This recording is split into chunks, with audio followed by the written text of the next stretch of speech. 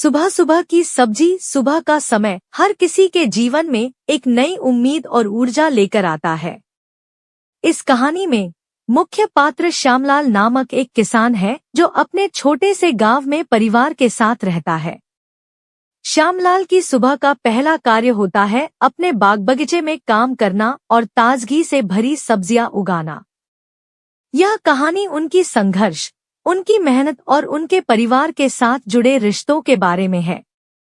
श्यामलाल का परिवार एक छोटे से गांव में रहता है जहां सुविधाएं कम हैं, लेकिन सभी का दिल बड़ा है। श्यामलाल के पास एक छोटा सा बाग है जिसमें वह ताजगी से भरपूर सब्जियां उगाता है। उसकी पत्नी उषा हमेशा उसके साथ खड़ी रहती है और 2 बच्चे राधा और कृष्णा भी घर के कामों में मदद करते हैं। श्यामलाल के बाग में उगने वाली ताजगी से भरपूर सब्जियां गांव के बाजार में बेची जाती हैं, जिससे परिवार का गुजारा होता है। श्यामलाल का जीवन कृषि से जुड़ा हुआ है, लेकिन यह कोई आसान काम नहीं है। गांव के अन्य किसान भी अपने खेतों में काम करते हैं, लेकिन मौसम की अनिश्चितता, बुआई की कठिनाई और बाजार में अनिश्चितता के कारण उन्हें हमेशा संघर्ष करना पड़ता है। श्यामलाल का सपना होता है कि वह एक दिन अपने परिवार को बेहतर जीवन दे सके। कभी-कभी जब बारिश नहीं होती तो सब्जियों का उत्पादन घट जाता है और श्यामलाल को बहुत कठिनाई होती है, लेकिन उसका हौसला कभी टूटता नहीं। वह और उसकी पत्नी उषा हमेशा एक दूसरे को प्रोत्साहित करते रहते हैं। कहानी का मुख्य आकर्षण उसकी सुबह सुबह की दिनचर्या है। हर सुबह श्यामलाल सूर्योदय से पहले उठता है, अपनी फावड़ा लेकर खेतों में काम करने निकल पड़ता है। उषा भी जल्दी उठकर घर के कामों में मदद करती है और बच्चों को स्कूल के लिए तैयार करती है।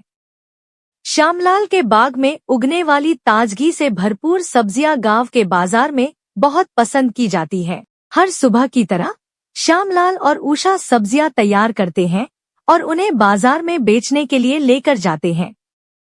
इस दौरान गांव के अन्य लोग भी अपने अपने सामान लेकर आते हैं और आपस में बात करते हैं। यहाँ श्यामलाल की मुलाकात गांव के दूसरे किसानों से होती है, जिनमें से कुछ लोग उसे अपनी परेशानियों और संघर्षों के बारे में बताते। समय के साथ श्यामलाल ने महसूस किया कि कृषि सिर्फ उगाने का काम नहीं है, बल्कि इसके पीछे एक बड़ी सोच और सामाजिक जिम्मेदारी है। वह यह समझता है कि सिर्फ परिवार के लिए ही नहीं, बल्कि पूरे गांव के लिए बेहतर उत्पादन और समृद्धि की आवश्यकता है। धीरे धीरे वह अन्य किसानों को भी अपनी तकनीकों के बारे में बताने लगा, जिससे सभी का उत्पादन बढ़ने लगा। श्यामलाल के जीवन में कई उतार चढ़ाव आते हैं।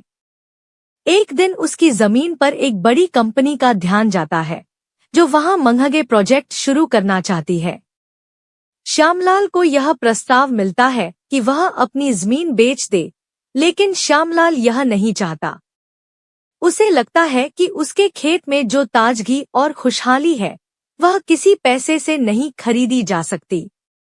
वह अपने सपने को पूरा करने के लिए संघर्ष करता है और लोगों को यह समझाने की कोशिश करता है कि अपनी जमीन और कृषि से ही जीवन की असली खुशियां हैं। श्यामलाल की मेहनत और संघर्ष के परिणाम स्वरूप उसके गांव में खेती और कृषि के प्रति जागरूकता बढ़ती है। उसके गांव में खेती के नए तरीके अपनाए जाते हैं। श्यामलाल का परिवार खुशहाल रहता है और वह महसूस करता है कि असली सफलता समाज की सेवा में है, न कि सिर्फ व्यक्तिगत लाभ में।